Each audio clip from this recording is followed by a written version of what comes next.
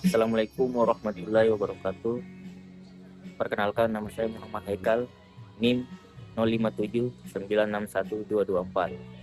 Baik, di sini saya akan menjelaskan tentang proses lahirnya Pancasila melalui tiga tahap utama, yaitu BPUPKI, Piagam Jakarta, dan PPKI.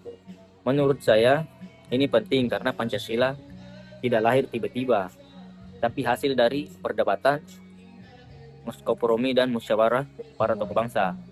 Yang pertama, BPUPKI.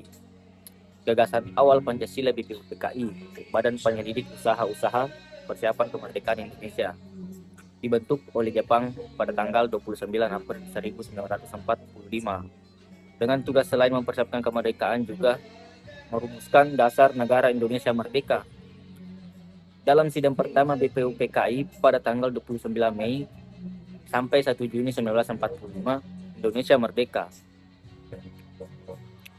Beberapa tokoh seperti Insinyur Soekarno, Muhammad Yamin, dan Profesor Mr. Supomo mengemukakan gagasan dasar yang paling melekat di ingatan saya adalah pidato Soekarno pada tanggal 1 Juni 1945. Ketika ia mengusulkan 5 dasar Pancasila, yang pertama, kebangsaan Indonesia atau internasionalisme atau perikemanusiaan.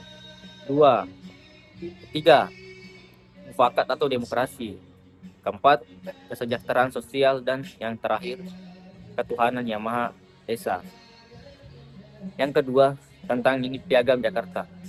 Piagam Jakarta itu rumusan sementara yang penting setelah diskusi cukup alot dan beragama usulan. BPUPKI membentuk panitia 9 yang termasuk di dalamnya itu ada Soekarno, Hatta, Yamin, Supomo, dan lain-lain untuk menyusun rumusan yang lebih rinci.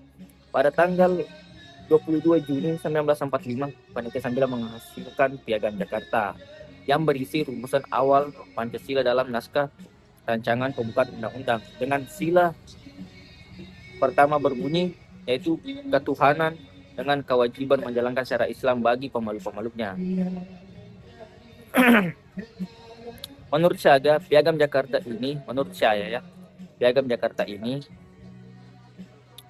penting karena menunjukkan bahwa Pancasila lahir dari kompromi berbagai golongan, terutama antara nasionalis dan Islam. Yang terakhir yaitu PPKI, pengesahan Pancasila sebagai dasar negara.